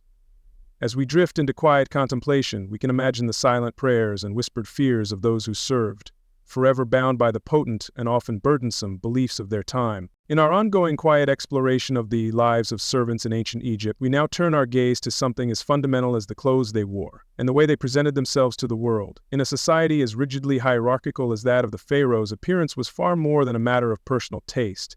It was a powerful and immediate visual language, a constant, unspoken declaration of one's place in the grand social order. For the servant, this language spoke volumes about their subservience, their lack of personal agency, and the profound chasm separating them from the elite they served. The attire of Egypt's elite was a spectacle of refined elegance and conspicuous consumption, designed to broadcast their wealth, power, and privileged status. They adorned themselves in garments of the finest, almost transparent white linen, often intricately pleated and draped in sophisticated styles. Gold, lapis lazuli, carnelian, turquoise, and other precious materials glittered in their elaborate collars, pectorals, bracelets, and anklets. Complex wigs of human hair or fine fibers, meticulously styled and perfumed, sat upon their heads, and their eyes were accentuated with kohl, their skin smoothed with scented oils. This was an appearance cultivated to inspire awe and reinforce distance. In stark contrast, the servant's wardrobe was defined by its stark simplicity, dictated by the practical demands of their labor, the limitations of their meager resources, and the unwritten, yet rigidly enforced, rules of social decorum. The primary material for their clothing, as for all Egyptians, was linen, derived from the flax plant. However, the linen available to servants was generally of a much coarser, rougher weave, more durable for work, but lacking the softness and fineness of the garments worn by their masters. It was functional, unadorned, and immediately identifiable as the garb of the working class. More than just being simple, the clothing of a servant often functioned as a kind of uniform, an immediate marker of their role and their belonging to a particular household or institution. Whether it was the basic kilt of a field laborer, the slightly more specific attire of a household attendant, or the livery perhaps provided by a wealthy estate, their dress visually stripped them of much individual identity and subsumed them into the collective identity of servitude. Their appearance was less about who they were and more about what they were and to whom they belonged. This was a visible manifestation of their societal position. For male servants, particularly those engaged in manual labor, either in the fields, on construction sites, or within the household, the most common garment was a short, simple kilt or loincloth. This was typically made from a rectangular piece of coarse linen, wrapped around the waist and secured with a knot or a simple belt. It was often undyed, remaining the natural off-white color of the linen, or perhaps simply bleached. This garment allowed for freedom of movement, essential for physical tasks, and its very minimalism spoke of a life unburdened by the need for elaborate display, a life of practical, unadorned toil. Female servants were most commonly depicted wearing simple, straight-fitting sheath dresses. These garments were typically made of a single piece of linen, sewn into a tube that extended from just below the breasts to the ankles, and held up by two shoulder straps. Like the men's kilts, these dresses were usually made of coarser linen and were devoid of elaborate decoration or pleating. In some depictions, particularly those showing women engaged in strenuous agricultural work or domestic tasks in the heat, they are shown working partially nude or with their dresses loosened, a reflection of the practicalities of labor and their lower social standing, where such displays were less constrained by elite notions of propriety. Children in servitude, much like other children of lower social standing in ancient Egypt, were often depicted as wearing very little clothing at all, especially in their younger years. They might go entirely nude, a practical adaptation to the hot climate, or wear just a simple sash, a string of beads, or a very small loincloth. This not only reflected their even lower status within the household hierarchy, but also the general ancient Egyptian approach to children's attire, where simplicity was the norm until they reached adolescence or began to undertake more specific roles that might require particular garments. Footwear, or more often the lack thereof, was another clear indicator of social status. The vast majority of servants, especially those performing manual labor indoors or outdoors, would have gone barefoot. The ground was their shoe. If sandals were worn, perhaps by overseers or servants in slightly more privileged positions, they were typically of the most basic construction, made from woven papyrus reeds, palm fibers, or simple pieces of leather. These were purely functional, a stark contrast to the more elaborate, sometimes gilded or decorated, sandals worn by the pharaoh and the nobility.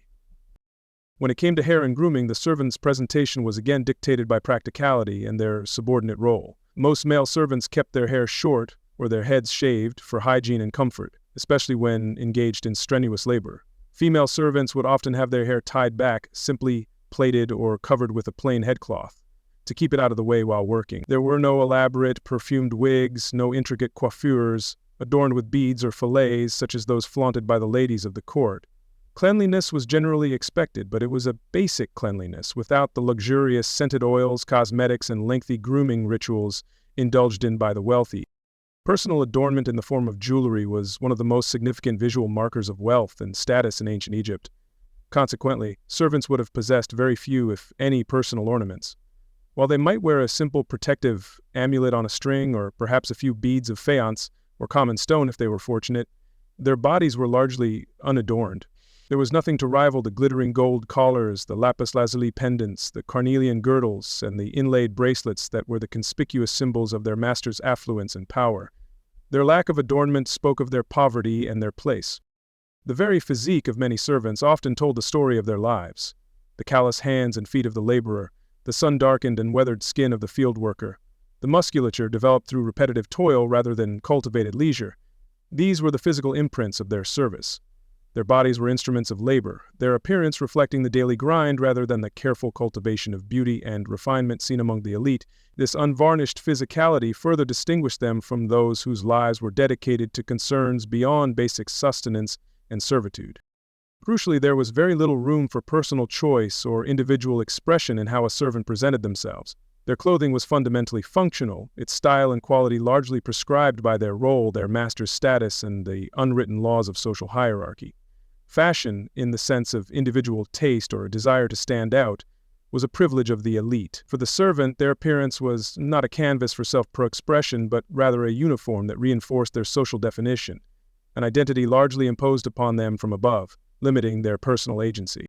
In many larger households or temple estates, basic clothing or lengths of uncut linen cloth might have been provided to servants as part of their rations or as a form of livery. This practice would have further standardized their appearance, ensuring that they were recognizably part of that specific establishment. It also meant that even the most basic provision of clothing was dependent on the master or institution, reinforcing the servant's reliance and lack of independent means. Their very covering was a mark of their dependent status, not a product of their own choice or resources. A servant's appearance was also, in a sense, a reflection upon their master and the household they belonged to. A retinue of appropriately, albeit humbly dressed and well-ordered servants could signify a well-managed and prosperous estate. Conversely, a servant who dared to dress above their station, perhaps by acquiring a finer garment or a noticeable piece of jewelry, would likely face severe reprimand or punishment. Such an act would be seen as a presumptuous blurring of social boundaries, a challenge to the established order that the elite were keen to maintain. One can only ponder the psychological impact of this enforced visual conformity.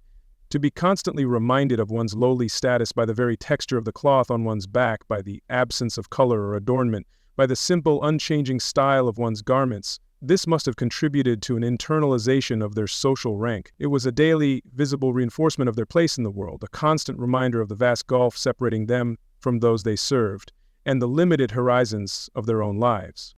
In the grand tapestry of ancient Egyptian society, the dress code and appearance of a servant were far more than superficial details.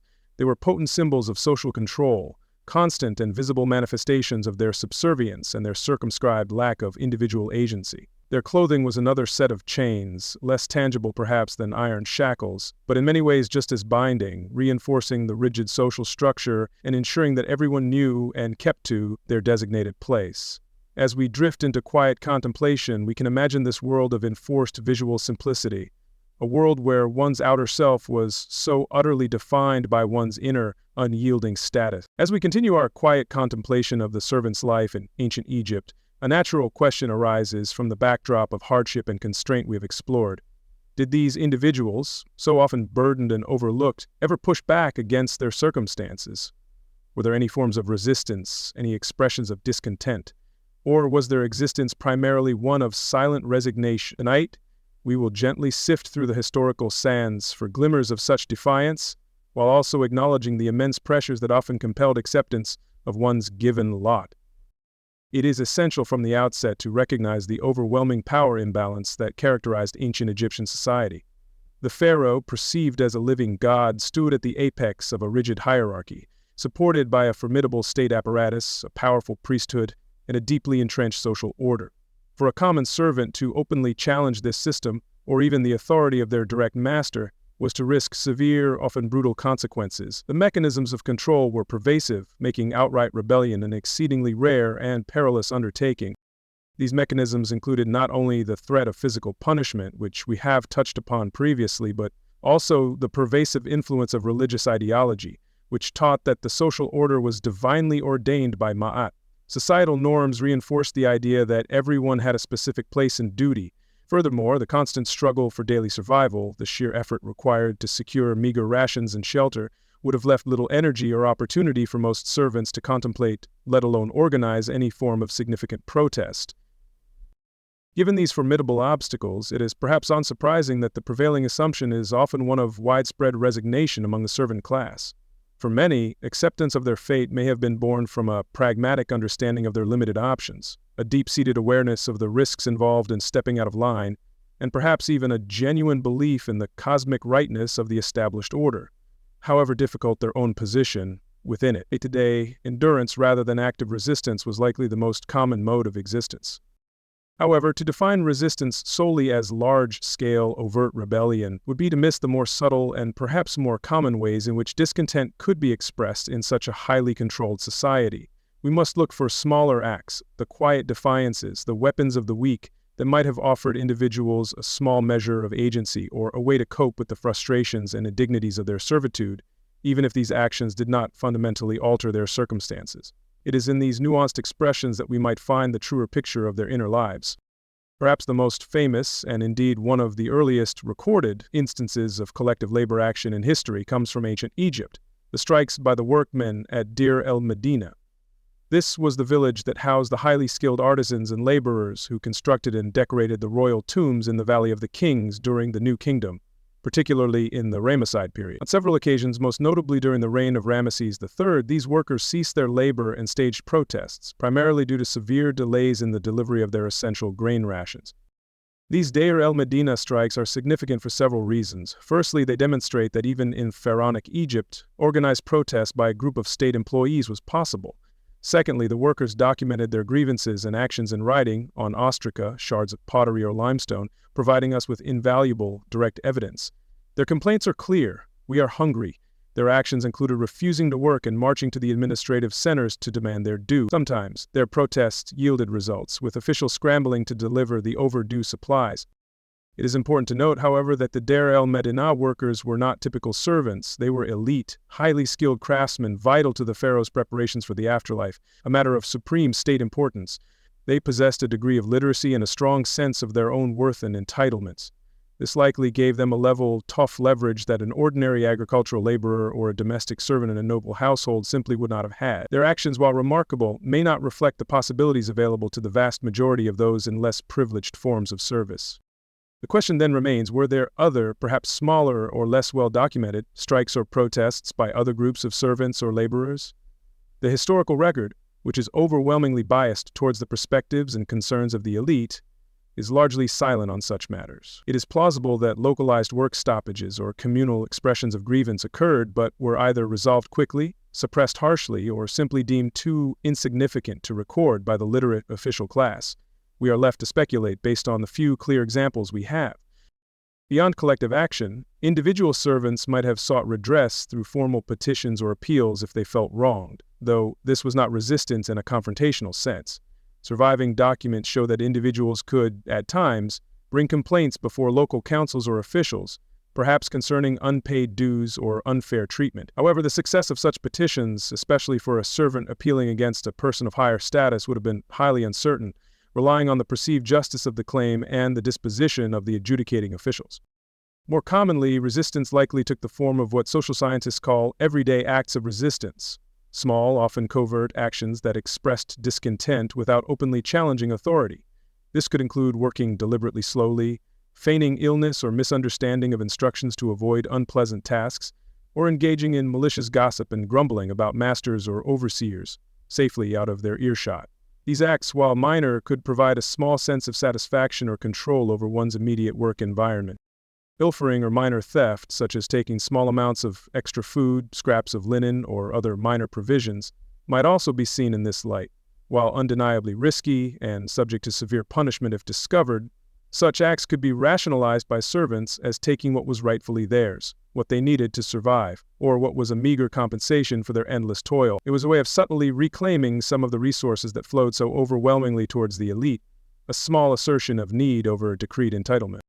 Humor and satire can also be vehicles for social commentary and the expression of discontent, though direct evidence from servants themselves is scarce. Some ancient Egyptian literary texts, wisdom literature, and even folk tales contain elements that gently mock authority, depict the foibles of the rich, or highlight the hardships of the poor. While these were likely composed by more educated individuals, they might have echoed or drawn upon popular sentiments and stories that circulated orally, providing a shared, if indirect, outlet for frustration. For some servants, the most desperate and personal act of defiance was to run away, despite the harsh laws and the severe punishments awaiting recaptured fugitives, which could include branding, beatings, or even amputation. The desire to escape an intolerable situation of abuse, overwork, or starvation sometimes proved overwhelming. Running away was a gamble for freedom, however slim the chances of success, and represented a complete rejection of their assigned place in the social order, a powerful, albeit usually doomed, statement. In the face of overwhelming power and limited options for overt resistance, many servants may have found solace and asserted their humanity through less confrontational means. Maintaining strong family ties where possible, cherishing small personal moments or meager possessions, holding on to private beliefs and hopes, or finding camaraderie with fellow servants, these could be ways of preserving an inner life and a sense of self-worth, a quiet resistance against the dehumanizing aspects of their condition. Ultimately, however, it seems likely that for the vast majority of servants in ancient Egypt, resignation was the dominant mode of navigating their existence. The risks associated with any form of protest were simply too high, the power of the state and the elite too absolute, and the daily struggle for survival too consuming. Focusing on enduring the present, fulfilling their duties to avoid punishment, and finding small comforts where they could was the most pragmatic path for most. Thus, while the historical record does provide us with fascinating, albeit rare, glimmers of discontent and active resistance, particularly for more privileged groups of workers like those at Deir el-Medina, these were likely exceptions rather than the rule. The suckiness of being a pharaoh's servant was perhaps most profoundly felt in this pervasive lack of viable avenues for meaningful change or significant protest. As we drift towards slumber, we can acknowledge the quiet, often unrecorded courage of those few who dared to challenge their lot, and the deep, weary endurance of the many millions who bore their burdens in a world that offered them little voice and even less power. As we draw towards the end of our sleepy journey through the life of a pharaoh's servant, we arrive at the ultimate destination faced by all, from the mightiest king to the most humble laborer, death, and the whispered hopes and fears of what might lie beyond. In ancient Egypt, a civilization profoundly preoccupied with mortality and the afterlife, the preparations for this final passage were paramount. Yet, as in all other aspects of life, the experience of death and the vision of eternity were vastly different for the servant compared to their exalted masters. For the pharaohs and the elite, death was not an end, but a meticulously planned transition to a glorious, divine existence. Their mummification was an elaborate 70-day ritual, a costly art form designed to preserve the physical body as a vessel for the eternal soul. Skilled embalmers would carefully remove internal organs, storing them in canopic jars, dry the body with natron salts, anoint it with precious oils and resins, and then painstakingly wrap it in hundreds of yards of fine linen bandages, often embedding protective amulets within the layers to guard against dangers in the underworld. The tombs of the pharaohs were monumental undertakings. The great pyramids of the Old Kingdom, or the deeply excavated, lavishly decorated rock-cut sepulchres in the Valley of the Kings during the New Kingdom. These were not mere graves, but houses of eternity, palaces for the afterlife. Their chambers were filled with an astonishing array of treasures: golden chariots, exquisite furniture, statues, weapons, games, clothing, and vast quantities of food and wine, all intended to ensure that the deceased ruler wanted for nothing in their next life, and could maintain their royal status among the gods. The theological purpose behind these immense preparations was profound. The pharaoh's successful journey through the perilous underworld, his judgment before Osiris, and his ultimate transformation into a divine being, joining the sun god Ra in his daily voyage across the sky, were believed to be essential for maintaining Ma'at, the cosmic order, and ensuring the continued prosperity of Egypt itself. The sheer scale of resources, material, human, and spiritual, dedicated to securing the pharaoh's eternal destiny underscores its supreme importance in the state ideology. But what of the common servant, the agricultural worker, the domestic attendant, the laborer on these very monumental projects? They too held a belief in an afterlife, a desire for continuity beyond the grave. Over time, particularly from the Middle Kingdom onwards, aspects of funerary religion became somewhat more accessible, a phenomenon sometimes termed the democratization of the afterlife. However, the practical realities of their death and burial remained worlds apart from the elaborate cult of the elite, reflecting the deep social stratification that defined their earthly existence. For most servants, burial was a simple, unceremonious affair. They were typically interred in shallow pit graves dug into the desert sand, often on the fringes of their villages or in designated common cemeteries, far from the sacred precincts reserved for royalty and nobility. There were no grand monuments to mark their resting places, no towering pyramids or intricately painted tomb chapels. Their graves were humble, often unmarked, or perhaps identified by a simple pile of stones or a rough stela, quickly blending back into the landscape. The preservation of their bodies, if it occurred, was largely a natural consequence of the arid desert environment. The hot, dry sand could desiccate a body relatively quickly, leading to a form of natural mummification. Intentional, elaborate embalming was far too costly and complex for a commoner. At most, a servant's body might be wrapped in a layer or two of linen cloth, if the family could afford it, or perhaps in reed mats. Sometimes, the body was simply placed in the grave in a flexed or contracted position, perhaps to save space or mimic sleep.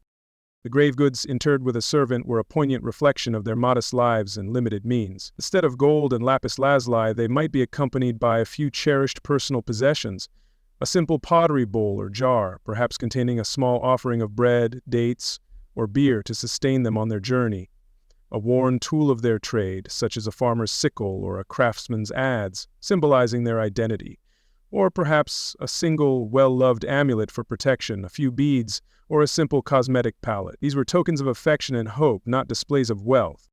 The purpose of these humble offerings was not to equip the deceased for a life of eternal luxury or divine kingship, but rather to provide basic sustenance and a sense of continued identity in the afterlife. The hope was for a peaceful continuation, a simple existence free from the hardships of their earthly toil. It was a more modest aspiration, grounded in the realities of their daily struggles, a desire for rest and sufficiency rather than for transformation into a glorious Ak, or effective spirit, capable of influencing the living, as was the goal for the elite. A common Egyptian ideal of the afterlife, particularly as depicted in later periods, was the fields of reeds, or Aaru. This was envisioned as a fertile, paradisial land, a sort of idealized version of the Nile Valley, where the deceased could live a pleasant agricultural existence. Here, the crops always grew abundantly, the sun always shone favorably, and there was no sickness, hunger, or back-breaking labor. Or at least, the labor was light and performed willingly. For the servant who had known little but toil, the fields of reeds represented a blissful escape. However, access to this idyllic afterlife was not automatic. It was widely believed that the deceased had to undergo a judgment before Osiris, the lord of the underworld. The most famous depiction of this is the weighing of the heart ceremony, where the deceased's heart was weighed on a pair of scales against the feather of Ma'at, representing truth and justice. If the heart was heavy with sin, it would be devoured by the monstrous Anmit, a terrifying creature, and the soul would cease to exist. If the heart was light, the deceased was declared true of voice and granted entry into the afterlife. While elaborate depictions of this judgment scene are found primarily in the tombs and funerary papyri of the wealthy, the underlying moral concept that one's actions in life had consequences for one's fate after death likely permeated all levels of society. Servants, too, would have harbored hopes of a positive judgment and feared the prospect of annihilation. Their access to the complex magical spells and religious texts, such as the Book of the Dead or the Coffin texts, which provided guidance and protection for navigating the underworld, was, however, severely limited by illiteracy and cost. The stark contrast between the funerary provisions for the elite and those for the common servant underscores the undeniable persistence of the class divide even in death. The immense societal resources, the skilled craftsmanship, the religious expertise, all were overwhelmingly directed towards ensuring the eternal well-being of a tiny fraction of the population. For the servant, the journey into the afterlife was a far more solitary and uncertain affair, reliant more on personal piety, familial remembrance, and the mercy of the gods than on elaborate material preparations. This disparity also meant that the certainty of achieving a blessed afterlife was far less for the commoner. Without access to inscribed tombs filled with potent spells, elaborate mummification to preserve their physical form, or a retinue of priests to perform ongoing funerary cults in their name, the prospects felt more tenuous. Their hope was often simpler: to be remembered by their family, to avoid the perils of the underworld, and to find peace and sustenance in whatever form the afterlife might take for someone of their humble station. A question sometimes arises. Did servants expect to continue their service in the afterlife, attending to their masters for eternity? Some elite tomb scenes do depict servants engaged in familiar tasks, seemingly accompanying their masters into the next world. However, the wealthy also relied on shabti figures, small magical figurines intended to perform any labor required of deceased in the afterlife, specifically to avoid such toil themselves. For the servant, the hope was likely for an idealized existence in the fields of reeds, free from their earthly obligations, rather than an eternity of the same servitude. In conclusion, the death of a pharaoh's servant, much like their life, was characterized by simplicity, limited resources, and a profound lack of the grandeur and certainty that enveloped their masters. Their hope for an afterlife was a quiet human aspiration for peace and continuation, a gentle echo of the elaborate and costly eternal destinies pursued by the elite. This enduring disparity, stretching even beyond the grave, is perhaps one of the most poignant illustrations of why it so often sucked to be a servant in ancient Egypt. As we drift into our own peaceful rest, we can spare a thought for their humble passage into the unknown and their quiet hope for a kinder eternity. As our journey through the shadowed corridors of ancient Egyptian life draws to a gentle close for tonight, we pause to reflect on the myriad lives we have touched upon, the lives of those who served, often in silence and obscurity. We have endeavored to look beyond the glittering gold of the pharaohs and the imposing majesty of their monuments, to seek out the human stories that lie beneath. In the end, the almost unbelievable grandeur of ancient Egypt, the towering pyramids that pierce the sky, the sprawling temple complexes dedicated to a pantheon of gods, and the dazzling golden treasures that fill our museum exhibits, all of this enduring legacy was quite literally built on the backs of millions whose own lives were far from glorious, lived out in the quiet shadows of history. Their unceasing toil, which we have explored in its many forms, was the very bedrock of this ancient civilization. We recall the immense, back-mocking labor of the pyramid builders, quarrying, hauling, and meticulously placing colossal stones under a harsh sun, often with little more than simple tools and sheer human effort. We remember the agricultural workers, their existence tied to the rhythms of the Nile, their days consumed by the endless cycle of plowing, sowing, irrigating, and harvesting, ensuring the granaries were full, though their own sustenance was often meager. And we think of the domestic servants, whose lives were an unending round of menial tasks, attending to every need of their masters with little respite or recognition. Their suffering, too, has been a recurrent theme in our sleepy explorations. We have considered the cramped, often unhygienic, conditions of their mudbrick homes, the monotonous and nutritionally poor diet that barely sustained them, and the pervasive threat of diseases like schistosomiasis, eye infections, and the painful attrition of their teeth from gritty bread. We have touched upon the harsh realities of a justice system that heavily favored the elite, where minor infractions could lead to severe punishments, and the constant psychological toll of monotony, fear, and the ever-present awareness of their subordinate and vulnerable position within a rigid social hierarchy. Yet, amidst this toil and suffering, we must also acknowledge their quiet, often profound endurance. While open rebellion was rare and fraught with peril, their resilience manifested in countless, smaller ways, in the determination to raise families, to find moments of camaraderie, to preserve a shred of personal dignity through small acts of defiance, or the cherishing of simple beliefs. For most, life was not a grand drama of resistance, but a testament to the human capacity to endure, to adapt, and to continue. Day after weary day, under conditions that would break many, their strength was not in overt power, but in this persistent, unyielding survival. These millions of individuals, the farmers, the laborers, the builders, the household staff, the countless unnamed artisans are the true, yet often unsung, foundations of that incredible and enduring civilization. Their names are largely absent from the grand inscriptions in the king lists. Their personal stories are mostly lost to the mists of time, overshadowed by the monumental narratives of pharaohs and gods. Yet, without their collective effort, their sweat, their skill, and indeed their suffering, the magnificent facade of pharaonic Egypt, the image that so captivates us thousands of years later, simply could not have existed. Their anonymity does not diminish their essential contribution. So the next time you find yourself marveling at a pharaoh's golden death mask in a hushed museum gallery, or gazing in awe at the sheer scale of the pyramids against a desert sky, perhaps take a quiet moment to remember the countless, unseen hands that made such wonders possible. Think of the quarryman, the rope puller, the woman grinding grain, the child carrying water. Picture them living their lives of hardship, dedication, and quiet struggle, often in the very shadow of the eternal glory they were compelled to help create for their masters. Their story is an integral part of that grandeur, the human cost behind the timeless beauty.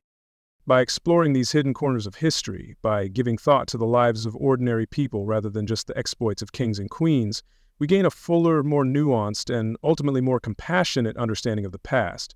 It reminds us that great civilizations are complex tapestries woven not only with threads of gold and power, but also with the everyday experiences of the vast majority. Acknowledging their contributions, their burdens, and their humanity allows us to appreciate the achievements of ancient Egypt in a more complete and perhaps more meaningful way, even as we prepare for our own peaceful rest. Thank you for listening tonight, for joining us on this journey into the less illuminated pathways of ancient Egypt. We hope these reflections on the lives of the Pharaoh's servants have provided a gentle accompaniment to your evening. Until next time, may your curiosity continue to lead you, and may you keep exploring the hidden corners of history, finding the stories that wait patiently to be heard. May sleep well.